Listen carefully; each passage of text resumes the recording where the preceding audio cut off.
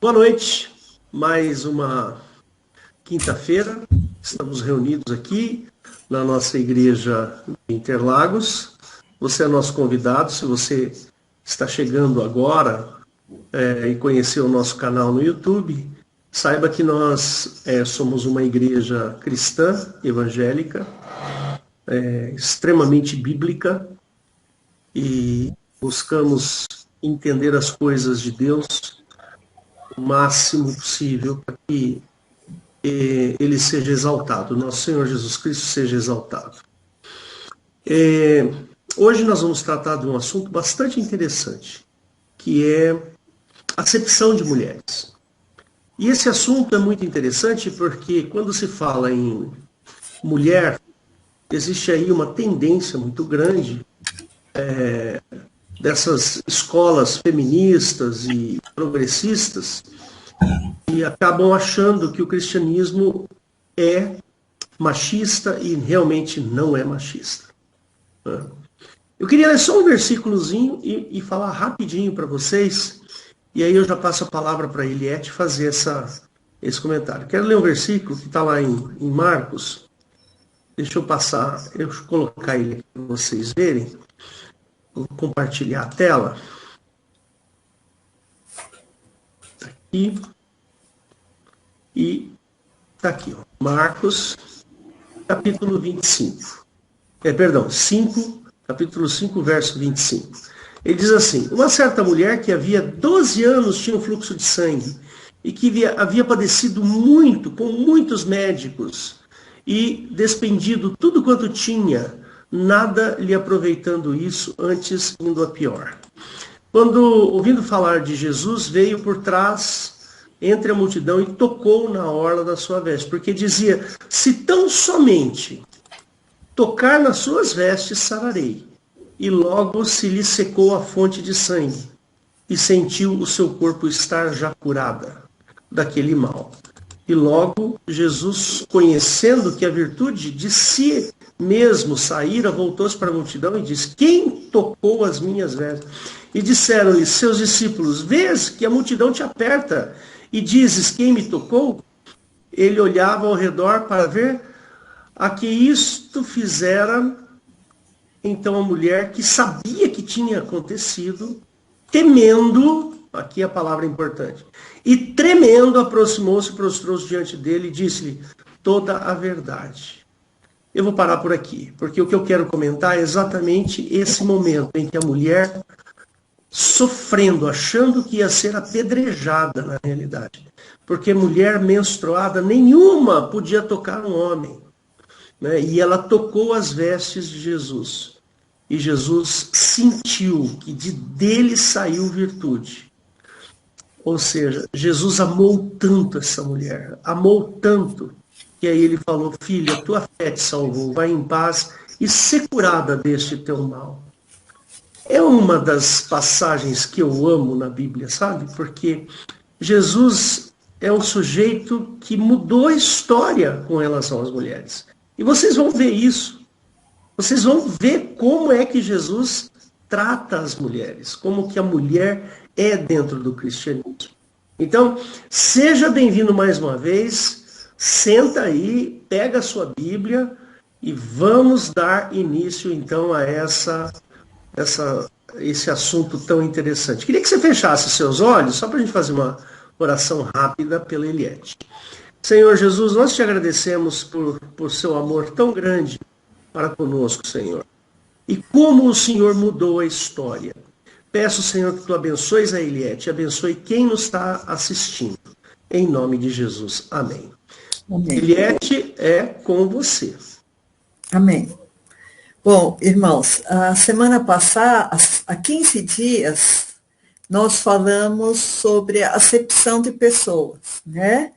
E provavelmente a gente citou versículo, se não citou, eu vou só falar agora que todos conhecem.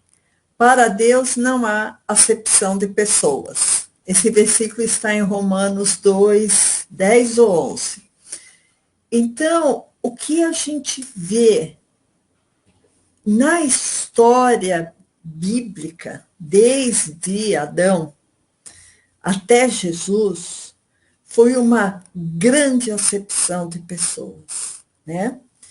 E justamente há 15 dias nós abordamos a diferença que existia entre os judeus e os gentios, e como foi fomentada, né? Como foi estimulada essa acepção, tanto espiritualmente como moralmente, como pelas leis, né? de Jeová, e a gente chegou à conclusão que Deus não muda, portanto, toda aquela lei, aquele ambiente de acepção de pessoas não poderia ser do Pai, e sim de Jeová. Então, em continuidade a esse assunto, hoje nós vamos falar sobre a acepção de mulheres. Como o pastor Hélio disse, no Evangelho de Cristo não há acepção de mulheres. Então, esse movimento que a gente vê de feminismo, na verdade, é um movimento ideológico para separação de família, separação de esposa e marido, separação de filhas com pais, para se libertar do patriarcado, né, entre aspas, mas isso não traz nenhum benefício para as mulheres, porque acaba direcionando para ideologias políticas que, em sua maioria, são avessas ao cristianismo, né? Mas hoje nós não vamos nos ater muito nesse assunto, a gente vai falar mais sobre a acepção de mulheres, porque a gente vê que hoje em dia, até muitas religiões, por exemplo, como os muçulmanos, existe uma enorme acepção de mulheres. E no Velho Testamento também existia uma grande acepção de mulheres, né? Então, eu já queria que o pastor abrisse em Gálatas 3:27, porque Gálatas já é Novo Testamento, já é Nova Aliança, já é Cristo trazendo a visão da nova aliança, a visão pós Jesus Cristo. Porque a Bíblia tem antes de Cristo e depois de Cristo, né? Ou o Velho Testamento e Novo Testamento, falando a grosso modo. Então, a gente vê aqui em Gálatas 3:27, porque todos quantos fostes batizados em Cristo, já vos revestistes de Cristo. Verso 28. Nisto não há judeu nem grego, nem servo nem livre, não há macho nem fêmea, então não há homem nem mulher, não se diferencia homem ou mulher, porque todos vós sois um em Cristo Jesus. Então, o que está dizendo? Se nós somos revestidos, se nós somos batizados em Cristo, não há mais diferenciação. Esse versículo de Gálatas, e Gálatas fala muito também contra a lei de Jeová, né, a lei dos mandamentos dada por Moisés, fala justamente isso, quer deixar bem claro isso. Olha, Gálatas fala contra a lei, fala contra os mandamentos da lei que tolhiam a liberdade, né, que acabavam com a liberdade das pessoas, porque elas sempre estão debaixo do jugo da lei, e em Cristo não essa lei foi abolida, sendo que agora nós temos uma outra lei, é a lei de Cristo, um novo mandamento vos dou, né, que vos ameis uns aos outros, porque tudo se resume no amor, porque quem ama não vai adulterar, quem ama não vai roubar, quem ama não vai cobiçar, né, a esposa do outro. Então, tudo isso, irmãos, faz parte do novo mandamento. Então, o velho mandamento, Gálatas combate muito esse velho mandamento dado por Jeová, e aqui, justamente em Gálatas, fala, em Cristo, você é batizado em Cristo, você é revestido em Cristo, então não existe mais acepção de grego nem judeu, então não existe mais acepção de pessoas, não existe acepção de homem e mulher. Esse versículo, irmãos, é um marco muito importante, porque a gente vai ver mais ou menos o que acontecia no Velho Testamento em relação à acepção com mulheres. Na verdade, o homem e a mulher têm peculiaridades, têm diferenças, têm particularidades, não só anatômicas, mas também emocionais, psicológicas, que os diferenciam e os complementam. Nenhum está acima do outro, mas eles se complementam, eles não são iguais nas suas funções, eles não são iguais no cuidado com o lar, no cuidado com os filhos, na força bruta, né? Nas responsabilidades, mas eles acabam se complementando. Então, por exemplo, o homem, historicamente, ele sempre com a sua força maior, força muscular maior, ele sempre teve um papel de protetor da sua família e também de provedor. E a mulher, como ela dava luz, amamentava, cuidava dos filhos, ela sempre teve um papel de cuidadora do lar, de educadora das crianças. E isso foi se perpetuando. E sempre existiu essa complementariedade, né? Do homem saindo para a guerra, do homem defendendo sua casa e da mulher sendo aqui a conciliadora, a protetora, a educadora, a cuidadora da sua família, né? E se vivia harmonicamente com isso, o marido amando a mulher, protegendo a mulher cuidando da sua prole, dos seus filhos, passando os seus valores, os valores cristãos para as crianças, né? Mas, de alguma maneira, isso foi interrompido, principalmente durante a Revolução Industrial e no início, talvez, dos anos 40 do século passado, né? Então, eles começaram a colocar pitadas de intrigas entre a esposa e o marido, que a esposa tinha que ser empoderada, que a esposa tinha que trabalhar fora, né, que eles precisam, talvez, os industriais ou os milionários da época necessitavam de mais força de trabalho, e talvez o governo precisaria de mais pessoas pagando impostos, né? E aí, resultado disso, muitas mulheres tinham filhos e terceirizavam os cuidados dos seus filhos para uma escola. E aí foi a época também que surgiu Anthony Gramsci, né, que teve a infeliz ideia de doutrinação, né, das crianças através da educação secular, através das escolas, né? Então, as crianças foram muitas vezes, não estou generalizando, mas muitas vezes, abandonada não só a educação de português, matemática, geografia para a escola, que as mães deixaram totalmente essa área para a escola, né?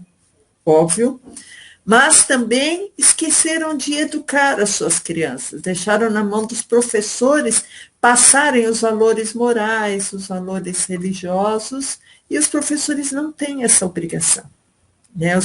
E aí, com essa história de Gramsci, né, que é o Anthony Gramsci, que foi um dos fundadores do Partido Comunista da Itália, muitas crianças acabam sendo doutrinadas nas escolas, né, muitas escolas viraram antros de doutrinação e até mudando a capacidade de julgamento dos que agora chegam a adultos, né?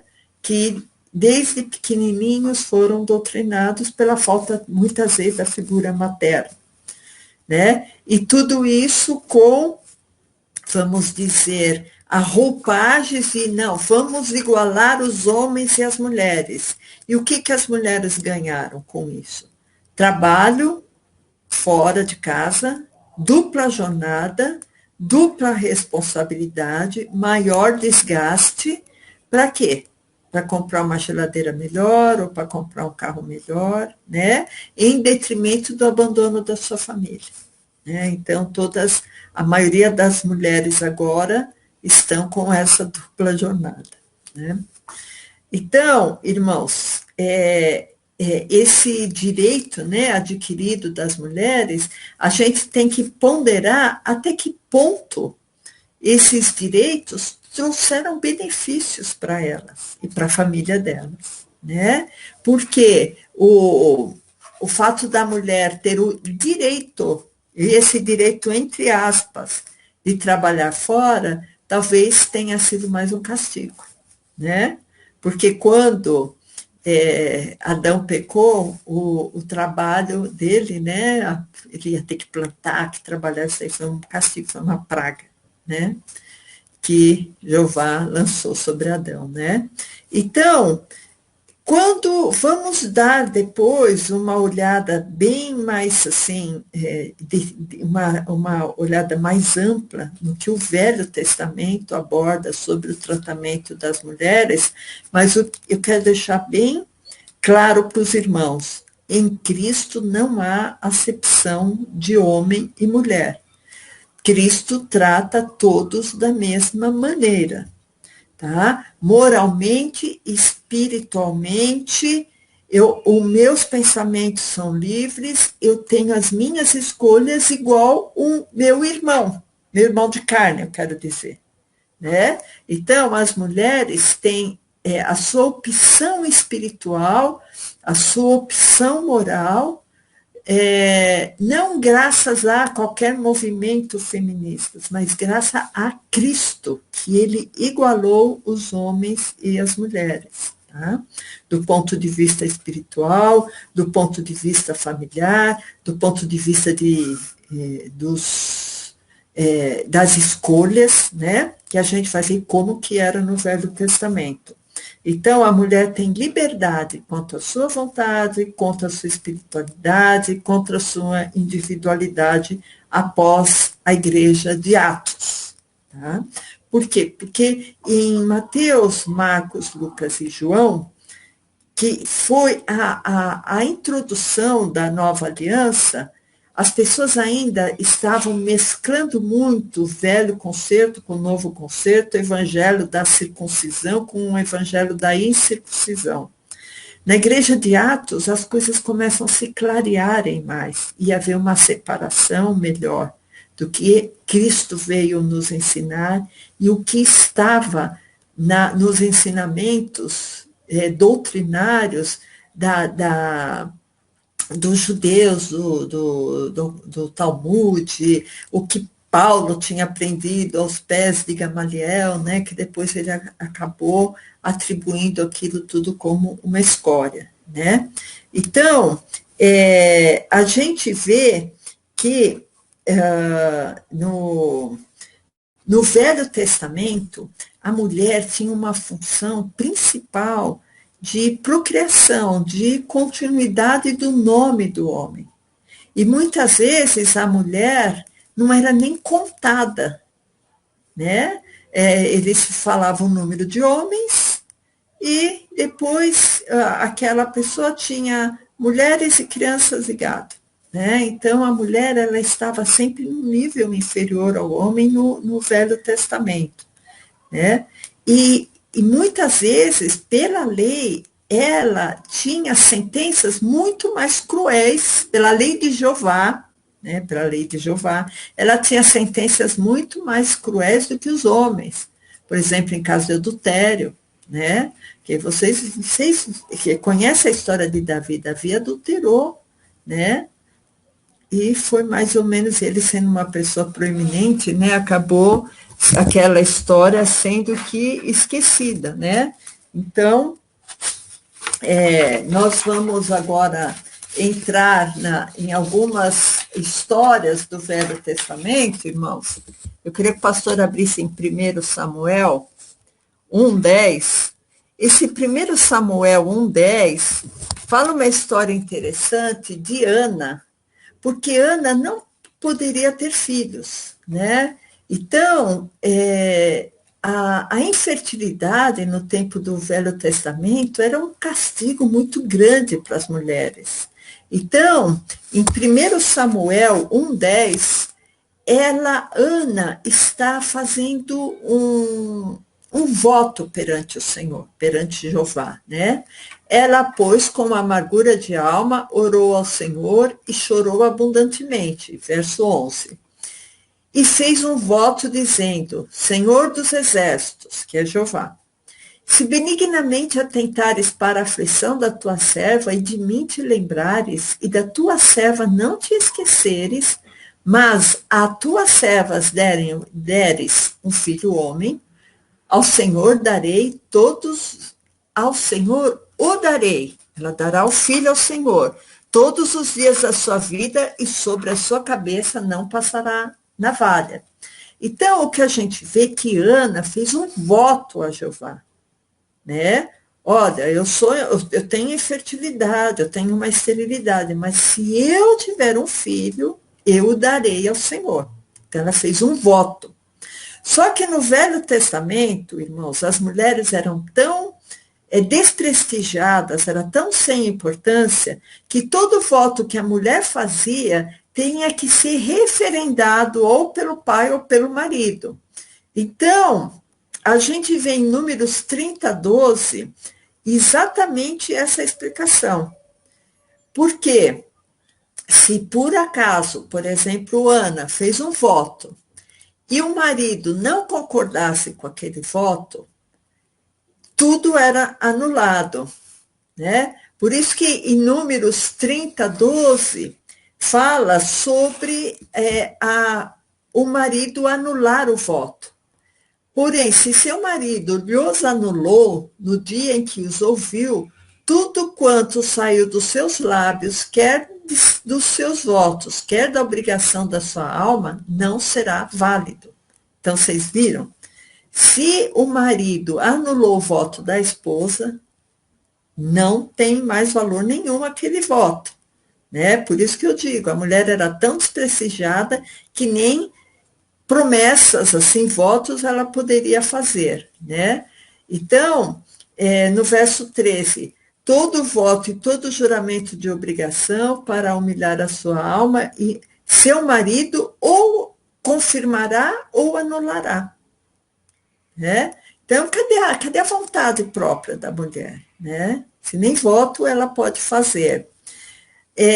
A mesma coisa, interessante, assim, a falta de importância da mulher no Velho Testamento. Deuteronômio 24:1. Eu sei que eu vou falar alguns versículos que talvez os irmãos já conheçam, mas é importante a gente abrir o leque e ver em várias áreas como era abordado o tratamento das mulheres. Então, em Deuteronômio 24:1, fala assim, quando o homem tomar uma mulher e se casar com ela, então será que, se não achar graça em seus olhos, por nela encontrar coisa indecente, falhar uma carta de repúdio e lhe dará na sua mão e a despedirá. Essa coisa indecente, irmãos, não é que a mulher não é mais virgem, porque isso aí vai ter um castigo, que a gente vai ver, mas o homem não se agradou intimamente da mulher. Então o que faz? Despede-a. Né? Sendo que as mulheres elas não tinham um emprego próprio, né? Elas não tinham a vontade própria, então o que ela tinha que fazer? Aceitar. Ele não achou coisa bonita em mim, então eu fui né, desagregada daquela família, fui expulsa daquela família, e era tudo normal, né? Outra coisa interessante, a mulher, muitas vezes, ela era usada como um troféu pessoal. Isso está em Josué 15:16, que quando a mulher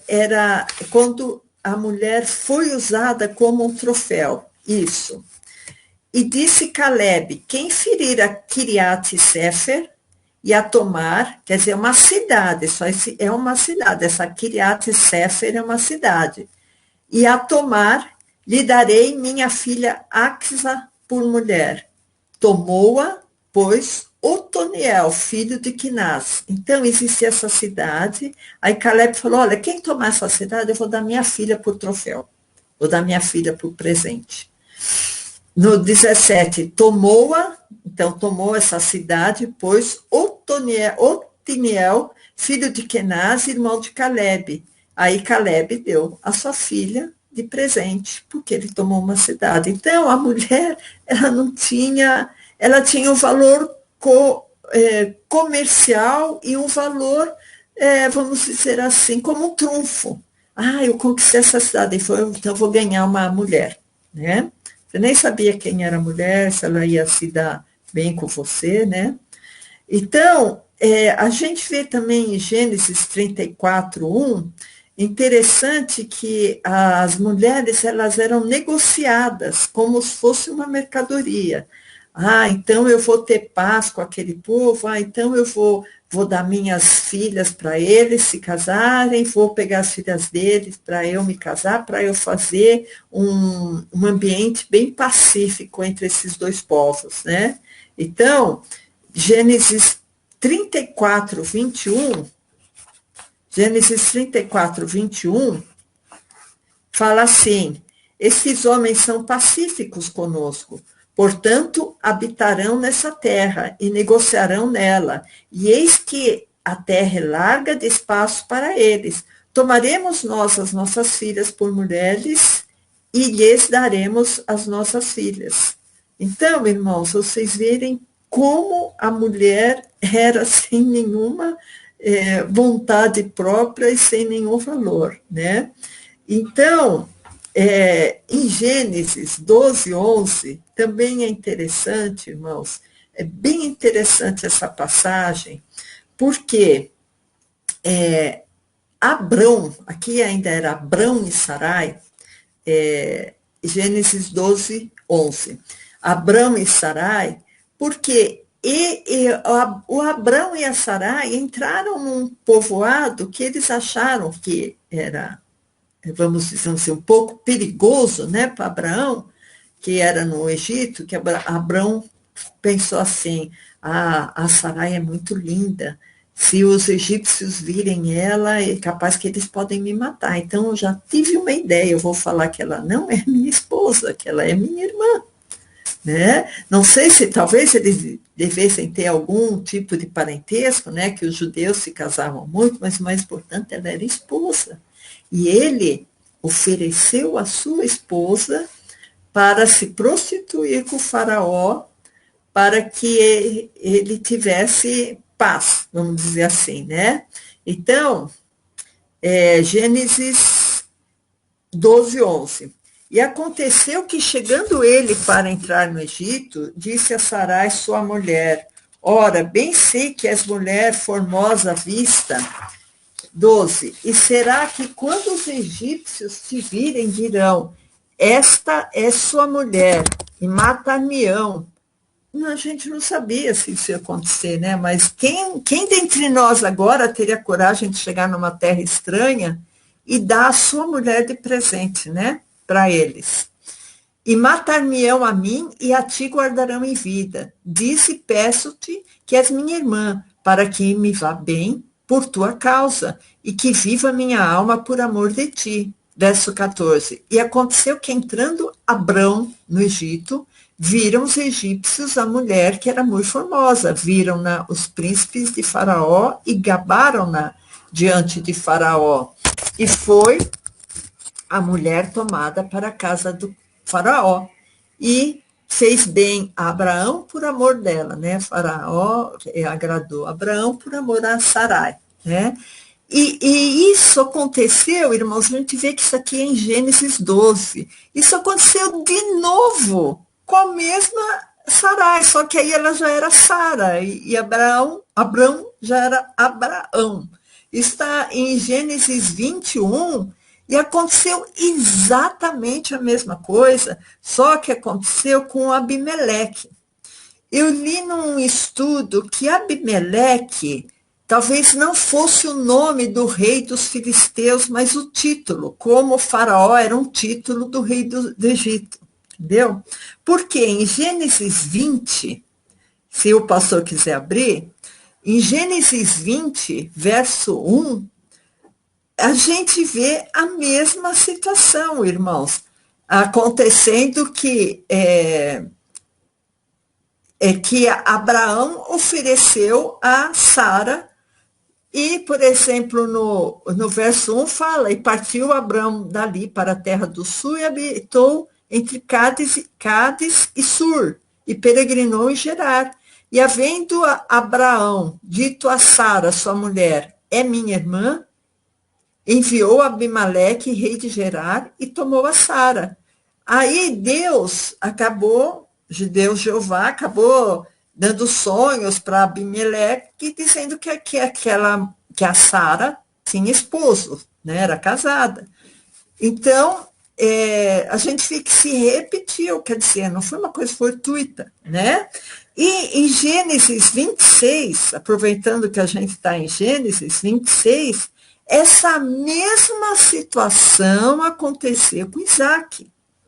Então, era costume os homens oferecerem suas esposas quando eles estavam em terra estranha, para que não acontecesse nada com eles. Então, a gente vê que o valor da mulher era muito pequeno. Em Gênesis 26, 6, fala assim, Gênesis 26, 6, assim habitou Isaque em Gerar, e perguntando-lhe os homens daquele lugar acerca de sua mulher, disse, é minha irmã, porque temia dizer, é minha mulher, para que porventura, dizia ele, não me matem os homens daquele lugar por amor de Rebeca. Né? Então, irmãos, pensa você na sua esposa, se você é homem, se você chegar num lugar e falar assim, olha, pode pegar aqui minha esposa, ela pode virar aqui companheira de vocês, porque, na verdade, não é minha esposa, é minha irmã, viu? Irmãos, é uma situação, no mínimo, assim, desrespeitosa, mentirosa, uma falta de coragem imensa, né? De enfrentar, de falar, não, olha, ela é minha esposa, né? Mas, porque se Jeová tinha prometido guardar Abraão, por que ele não ia guardar no Egito? Se ele falou que em Abraão todas as famílias iam ser benditas, que a sua descendência ia ser como a areia do mar, Jeová teria que guardar ele, né? Ele não precisava de mentir lá no Egito, ou mentir depois para Abimeleque, né? Bom, e vamos continuar, irmãos. A gente vê que essa situação de dar à mulher aconteceu também quando os anjos visitaram Ló, né? Então, isso está em Gênesis 19, 5, quando os anjos visitaram Ló, em Sodoma e Gomorra, que a casa foi cercada por aqueles homens depravados que queriam conhecer os anjos, esse conhecer é um conhecimento sexual. Aí Ló já se apresentou na frente e fala assim, olha, toma aqui as minhas 2 filhas, vocês fazem o que vocês quiserem com as minhas filhas, mas não toquem nesses homens, né? Então, a gente vê que, assim, qual o valor? Qual o valor da mulher, né? E se eram anjos, eles iam ter poder tanto que eles tiveram para cegar aquelas pessoas, né? Não precisaria de Ló ter feito esse tipo de barganha com aqueles homens, né? Está só para ficar registrado de Gênesis 19, de 5 até Gênesis 19, do verso 5 até o verso 8, tá? Que fala justamente isso. Mas outra coisa assim, muito parecida aconteceu em Juízes 19, que talvez seja interessante abrir, que um homem chamado Gibeá, ele recebeu, ele abrigou um viajante, e esse viajante tinha uma concubina, né? E a mesma coisa, os vizinhos cercaram a casa dele, né? Para conhecer sexualmente o viajante. Então, Juízes 19, 22, fala assim, isso, 22. Estando eles, né, o viajante e o Gibeá, né, estando eles alegrando o seu coração, eis que os homens daquela cidade, homens que eram filhos de Belial, cercaram a casa batendo a porta e falaram ao ancião, senhor da casa, dizendo, tira para fora o homem que entrou em tua casa para que o conheçamos. Você já sabe o que é conheçamos, né? Verso 23. E o homem, dono da casa, saiu a eles e disse-lhes, não, irmãos meus, não façais semelhante mal, já que esse homem entrou na minha casa, não façais tal loucura. Eis que minha filha virgem é a concubina dele, vou-las tirarei fora, humilhai-as a elas e fazei delas o que parecer bem aos vossos olhos. Porém, esse homem não façais essa loucura. Verso 25, porém aqueles homens não o quiseram ouvir. Então aquele homem, o viajante, pegou a sua concubina, lhe atirou para fora e eles a conheceram e abusaram dela toda a noite até pela manhã. E subindo a alva, a deixaram.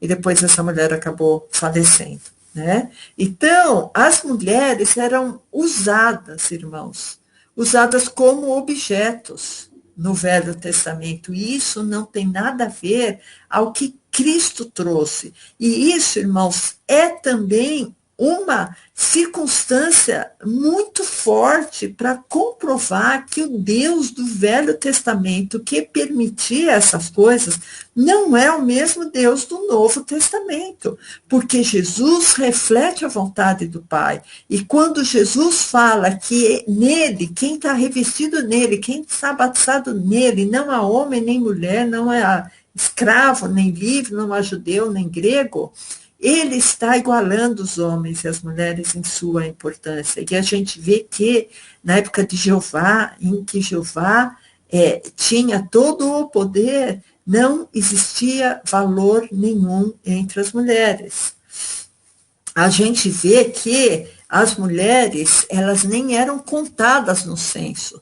E em Gênesis 46, 26, onde está falando quantas pessoas saíram junto com Jacó para ir até o Egito, né? Que primeiro foi José, depois foram todos os irmãos de José. Aí fala assim em Gênesis 46, 26, todas as almas que vieram com Jacó ao Egito, que saíram dos seus lombos, fora as mulheres, tá? Fora as mulheres, porque não interessa saber quantas são, fora as mulheres dos filhos de Jacó, todas foram 66 almas, quer dizer, tinham 66 almas, fora as mulheres. Quantas mulheres será que tinham? 100, 200, 500, a gente não sabe, né? Porque os homens casavam com várias mulheres. Então, esse costume de não contar as mulheres adentrou no Novo Testamento também. Tanto assim que em Mateus 14, 21, que está falando sobre a multiplicação dos pães e dos peixes. Por quê? Porque tanto Mateus, Lucas, Marcos, João, eles ainda tinham a cabeça muito voltada com o que acontecia no Velho Testamento, né? A gente sabe que a lei e os profetas duraram até João, desde então o reino de Deus é anunciado, mas isso foi devagarzinho. Vocês viram o que eu falei 15 dias atrás, que aconteceu com Pedro em Atos 10, né? Naquela visão do lençol. Então, Mateus 14, 21, fala assim, e os que comeram foram quase 5.000 homens, além das mulheres e crianças, quer dizer, não precisa de contar quantas mulheres são, né? Porque, por exemplo, em Lucas 23, 27, a mulher é tão desvalorizada que parece que ela nem fazia parte do povo, né? Em Lucas 23, 27, é interessante que está falando de Jesus, né? Da crucificação, e fala assim, e seguiam grande multidão do povo e das mulheres, quer dizer, seguiu o povo e as mulheres. Quer dizer, as mulheres parece que estão excluídas até do povo, né? Então, esse critério de não contar mulheres vem desde lá de Números, né? Daquele livro de Números, onde as pessoas eram contadas, porque se contava mais as pessoas que iam à guerra, né? Homens de 20 anos para cima que podem pegar em armas, né? Se vocês verem isso, já está em Números 1, né? Não precisa de abrir agora, mas em Números 1, quando é ordenado a contagem, é sempre só de homens, porque eram os que estavam aptos para a guerra, né? Então, irmãos, em Jeremias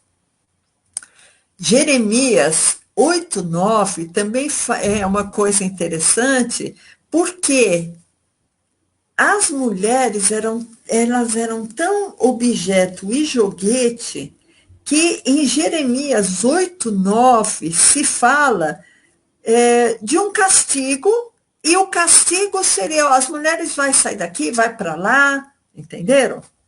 Jeremias 8:9, vocês entenderam? Vocês vão entender que aqui está bem claro. Os sábios são envergonhados, espantados e presos. Eis que rejeitaram a palavra do Senhor, quer dizer, um castigo, né? Que sabedoria, pois, eles têm? Portanto, darei suas mulheres aos outros, e seus campos a novos possuidores. Ah, você pecou, então vou pegar sua mulher aqui para te fazer castigo e vou dar a outra pessoa. Quer dizer, prostitui a mulher, né? A mulher que tem uma família formada, né?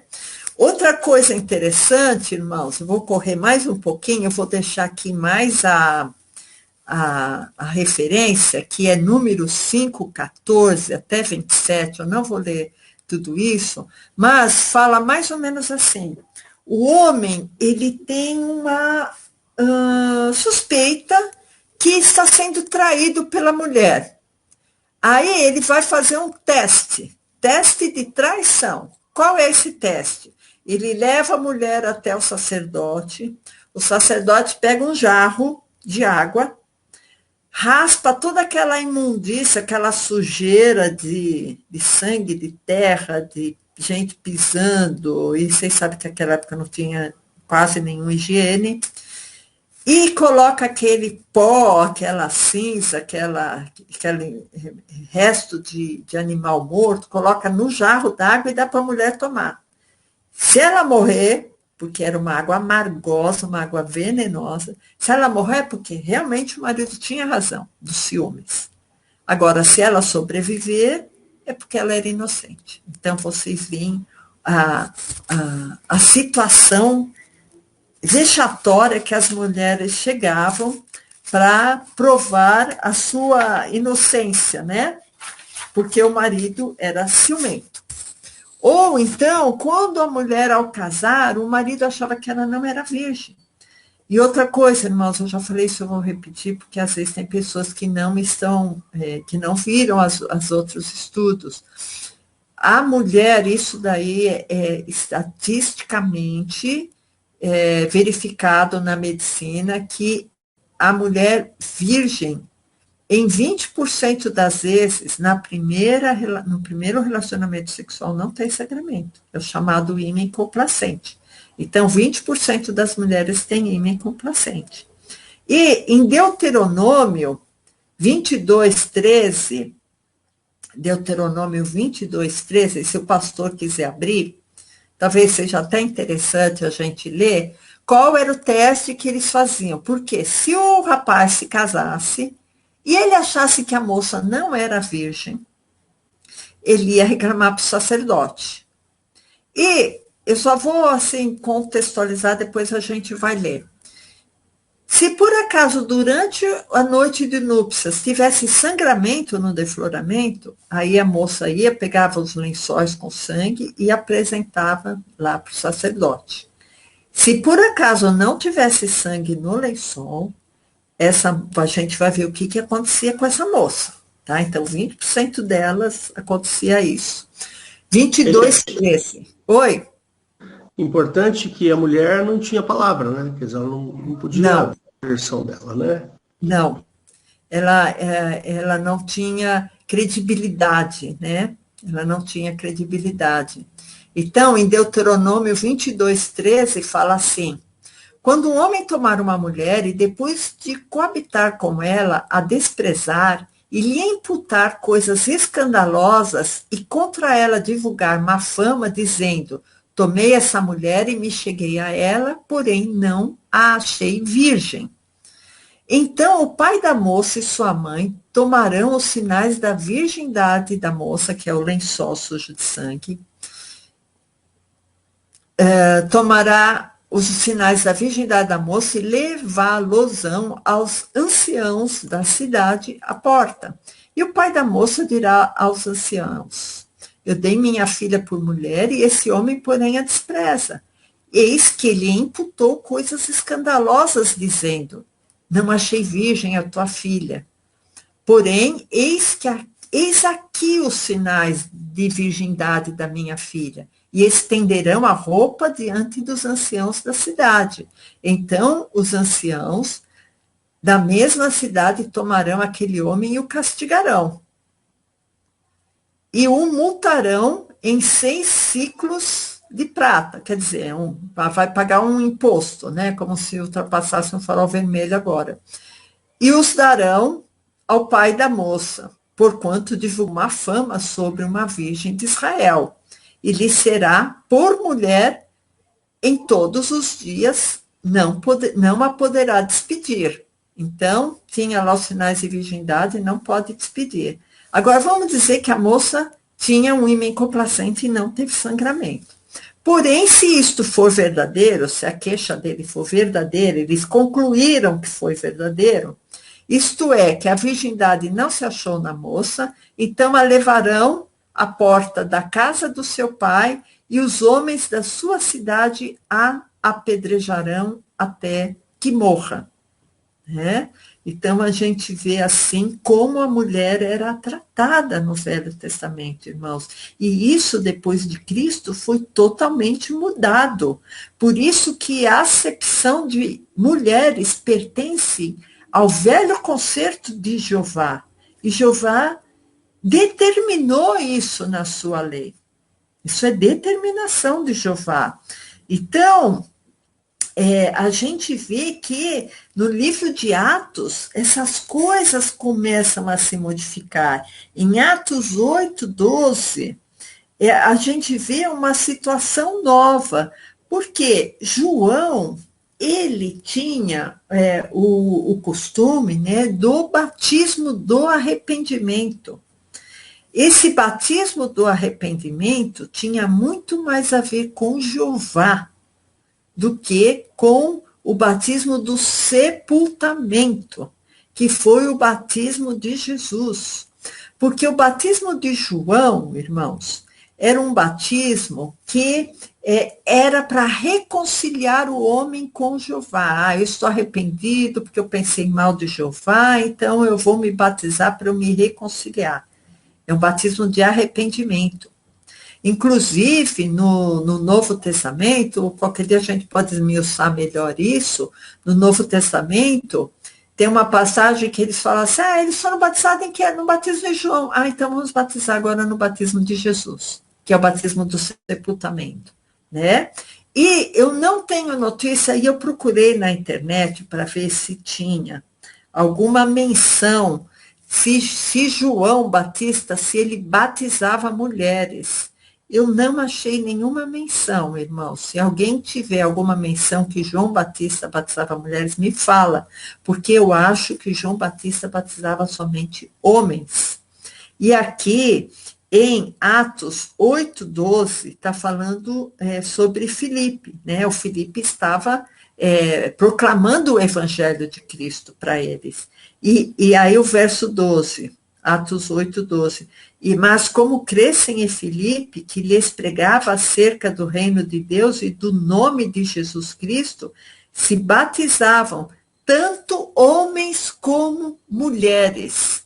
Então, a gente vê aqui que no livro de Atos, as mulheres já estão igualadas aos homens, né?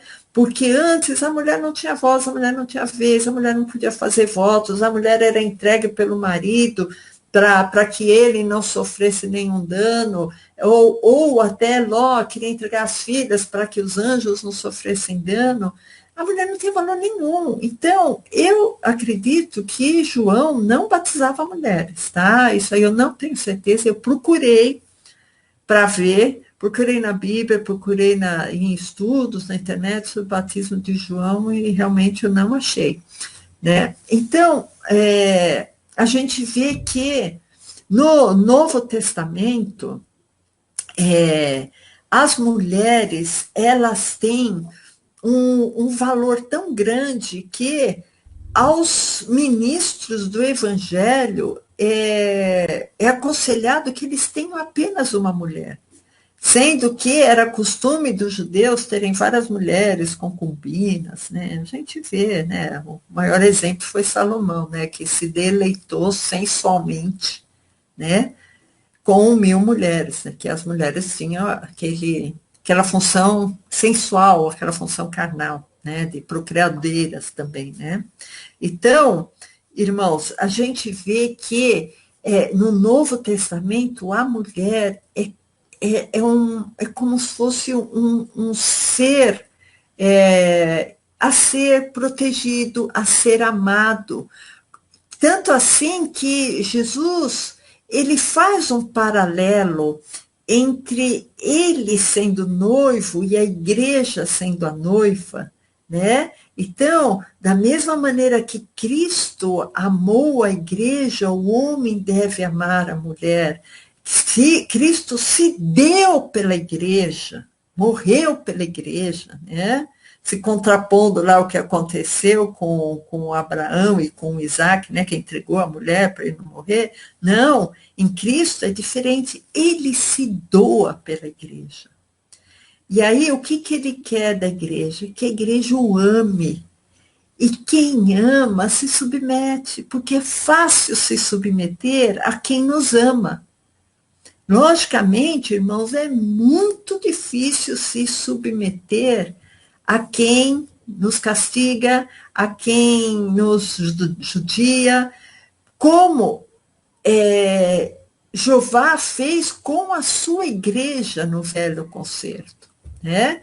Então, as pessoas tinham Jeová como Deus por temor e não por amor. Então, as pessoas respeitavam a Jeová porque elas sabiam que se elas não obedecessem, não o respeitassem, elas seriam castigadas, talvez até fulminadas, né? Agora, quando Jesus vem, não, ele conquista a sua igreja com amor, com a sua vida que ele deu à igreja. E aí ele faz um paralelismo.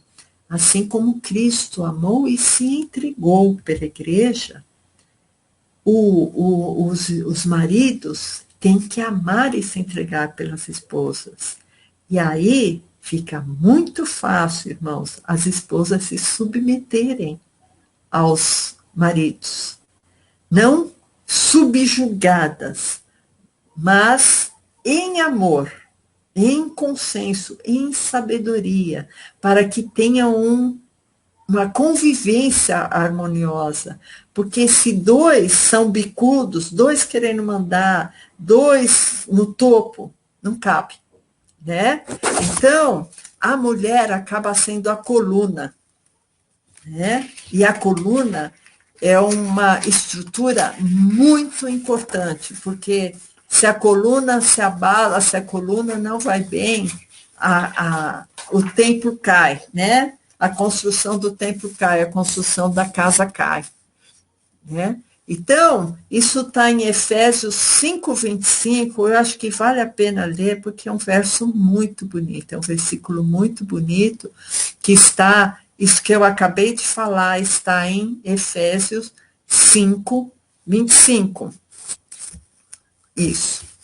Vós, maridos, amai vossas mulheres, como também Cristo amou a igreja, e assim mesmo se entregou por ela. Né? Olha que coisa maravilhosa, irmãos. Cristo não deu a igreja para ele se safar. Lembra daquele estudo que a gente fez? Cristo não desceu da cruz, né? E para terminar, irmãos, que já está quase acabando o tempo, para terminar, eu só vou ler mais umas 2 passagens. 1 Pedro 3, que fala exatamente isso. Se o marido ama tanto a esposa, a ponto de se entregar por ela, fica fácil ela se sujeitar. E a gente vai ver aqui que a mulher que está sujeita não é porque ela virou capacho, não, ela inclusive tem um valor. Como eles deram um paralelo para aquelas pessoas, irmãos, no tempo de Pedro, eles tinham um pouco ainda da cabeça do Velho Testamento, de achar que o homem era superior. Aí Pedro falou, olha, quando essa mulher se sujeita ao marido, ela é como um homem interior dela. Então vamos ver, 1 Pedro 3:1. Semelhantemente, vós, mulheres, sede sujeitas a vossos próprios maridos, para que também, se alguns não obedecem à palavra de Deus, né, pelo porte de suas mulheres, sejam ganhos sem palavra, só pelo amor delas, né? Verso 2, considerando a vossa vida casta em temor, o enfeite delas não seja o exterior, no frisado dos cabelos, no uso das joias de ouro, na compostura dos vestidos. Verso 4, mas o homem encoberto no coração, no incorruptível traje de um espírito manso e quieto, que é precioso diante de Deus. Então, irmãos, como é importante a postura do equilíbrio. Como eu disse, homem e mulher estão no mesmo patamar, mas isso não quer dizer que eles são iguais. Eles são diferentes, eles se complementam, né? Porque se fossem iguais, não se encaixavam. O convexo não se encaixa no convexo, o convexo vai se encaixar no côncavo, né? Porque quando Cristo, irmãos, nos liberta, ele nos liberta para que nós não entremos novamente no jugo da lei, né? Então, irmãos, eu queria falar isso sobre a acepção de pessoas, que Velho Testamento está coalhado com dezenas, eu não falei do estupro da Tamar e outras situações vexatórias, né, que Davi nem puniu o filho dele, né, o Aminon, que cometeu aquele estupro. Tem várias passagens bíblicas que mostram que a mulher, na época em que Jeová reinava absoluto, não tinha nenhum valor, nenhuma determinação diante dos pensamentos dela. Ela era um animal, praticamente. E Cristo nos elevou. Cristo nos igualou, tanto em nacionalidade, como em raça, como em cor, como em situação profissional, ser escravo, ser livre, ser rico, ser pobre. Todos somos iguais diante de Cristo. E até eu ia falar uma coisa semana passada, acabei não falando, eu só queria encaixar aqui no finalzinho, falar em 1 minutinho, irmãos, que existia uma acepção muito grande de pessoas também no Velho Testamento, de pessoas defeituosas. Tanto assim que Jeová, não precisa de abrir, pastor, mas em Levítico 21, 17 até 21, fala que a pessoa de nariz chato, de braço comprido, de orelha torta, não sei o que, não poderia servir no templo, né? Mas aí eu queria que o pastor abrisse em Êxodo 4:11, que é o último verso que a gente vai ler, que fala exatamente quem fez as pessoas doentes, quem fez o bebezinho doente, quem fez a doença, quem fez um bebê mal formado, né? As pessoas perguntam muito isso. Então vamos ver aqui, Êxodo 4:11 dá a resposta. E disse-lhe o Senhor, né, Jeová, quem fez a boca do homem? Ou quem fez o mudo? Ou quem fez o surdo? Ou quem fez o cego? Não sou eu, o Senhor? Por isso, irmãos, que a gente fala que quem formou o homem fisicamente foi Jeová. Então, se nós somos corruptos, imperfeitos, ficamos doentes, nascemos muitas vezes com defeitos, não, isso não se atribui ao Pai, não é, isso aí não é a vontade do Pai, irmãos, porque nós fisicamente somos criaturas de Jeová, esse é o velho homem, que tem que se renovar no batismo, tem que vir um novo homem para ter comunhão com Cristo. Porque esse velho homem feito por Jeová não vai herdar o reino de Deus. Quem vai herdar o reino de Deus é o novo homem formado em Cristo, né? Então, irmãos, isso que eu tinha para trazer hoje para vocês, que Deus possa abençoar. Nós aqui estamos só seguindo a Bíblia, e a Bíblia prova que Jeová é um Deus que não tem nada a ver com o Deus Pai. E Cristo não tem nada a ver com Jeová. Cristo é o espelho do Pai, Cristo reflete o Pai. Amém, irmãos? Deus abençoe.